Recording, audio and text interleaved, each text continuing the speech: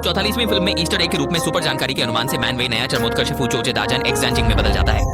पहले जाना बेहतर। इस साल की अनन्य फिल्म मैन वे बुजिन सीशी और जिंग गांगलांग को वापस लाती है, बल्कि ट्रेलर की तरह कैलाई चांजिंग को भी युद्ध में शामिल करती है। हमने यहाँ तक देखा है कि ईरन के विशाल शव जैसे मूलान शुनशंग मनहुआ की तरह हैं। विभिन्न परिवारों से आकर शूकॉन्ग में ये लड़ाई कितनी धमाकेदार होगी। बातों का विश्लेषण। हालांकि बाहरी वेबसाइटों द्वारा पहले ही सटीक तरीके से तीनहरे जुड़ाव की जानकारी प्रकट की गई थी। 44वीं फिल्म के अंत में ईस्टर एग एक असली आश्चर्य होगा। यहाँ तक कि जो आमतौर पर स्पॉयलर्स की परवाह नहीं करता, वह भी इस ईस्टर एग की सामग्री प्रकट नहीं करना चाहता है। इस ट्वीट की पुष्टि सीशी के निर्माता की टिप्पणी द्वारा भी हुई है। कुछ प्रशंसकों की धारणा के अनुसार यह विस्फोटक ईस्टर एग एक समापन का विवरण दे सकता है।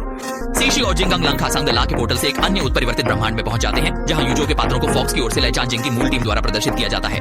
आगे की जानकारी बताती है कि यह ब्रह्मांड हाल ही में डाई चांगेर की पोस्ट क्रेडिट ईस्टर एगी ग्वांगफू की अनायास गिरने वाली हाउदिक्यू हो सकता है, जिसमें प्रकट होने वाला येशो काई अर्जी गलमुही है। आप अब अपनी स्वयं की वास्तविकता में समांतर हैं। और इस तरह की सेटिंग फुलियनवू के बाद फूचोजे वीएस एक्स जैनजिंग की एक बड़ी फिल्म बनाने के लिए है। मुख्य ब्रह्मांड दिक्यू और एक्स जैनजिंग के समानांतर दिक्यू के बीच टकराव घटना होने वाले हैं। दो टीमें अपने अपने ग्रह की रक्षा के लिए मजबूर होकर युद्ध खोलती हैं। सिर्फ एक दूसरे के घरों को पहले से नष्ट करने की मांग करती हैं, ताकि उनकी अपनी जान बच सके।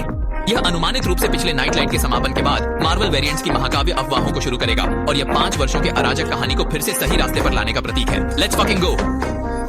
अरे तुम समझते हो, फिल्म यूनिवर्स के आगे बढ़ने के साथ साथ हांगकांग डिज्नी ने भी वार्षिक मार्वल महीने के उत्सव शुरू किए।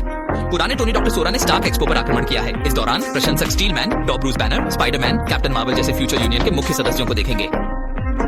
इसके अलावा आधिकारिक रूप से कई सीमित संस्करण की मार्वल थीम वाले उत्पाद लॉन्च किए गए हैं। रॉकेट रेस्टोरेंट में मार्वल सजावट और हीरो द्वारा तैयार स्वादिष्ट भोजन से खेलने का अनुभव और भी मजेदार बन जाता है। बेशक पूरे दिन अनियमित रूप से फ्यूचर यूनियन के हीरो भी कोने में आपका फोटो लेने और बातचीत करने का इंतजार करेंगे। आखिरकार रात के समय हांगकांग डिज्नी में मार्वल थीम के बिना चालक ड्रोन और आतिशबाजी प्रदर्शन हुआ है, जो प्रशंसकों को अभूतपूर्व फ्यूचर यूनियन की लड़ाई का अनुभव कराएगा। इसका मतलब है कि आप हांगकांग डिज्नी में फ्यूचर यूनियन और सेंट्रल कास्टल के 2 आतिशबाजी शो देखेंगे।